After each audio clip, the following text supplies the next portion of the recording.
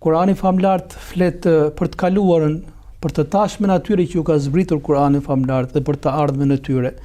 Dhe ajetet kuranore duhet t'i lexojmë me dy dimensione, me dimensionin universal, që janë për çdo kohë dhe për çdo vend, por dhe domosdo në lidhje me kontekstin historik kur kanë zbritur. Prandaj ajo që quhet sebebun nuzul, pra shkaku i zbritjes, faktikisht ndihmon komentatorin që ta lexojë më drejt ajetin, të njoh backgroundin, prapavijen që ka pas ndodhur dhe pastaj ajeti kuranor zbret si përgjigje ndaj një pyetje të caktuar apo si një reagim ndaj një ngjarje të caktuar apo ndaj një padrejtësie, por nuk do të thotë që kuptimi i ajetit kuranor mbetet thjesht në atë shkak historik apo në atë kontekst historik.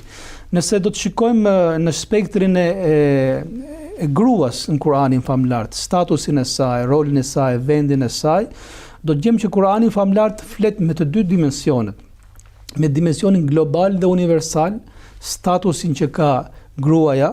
që thash është origjina e njerëzimit, madje jo vetëm kaq, është ajo që mundson vazhdimin e jetës të njerëzimit në tokë, madje është edukatorja edhe e pjesës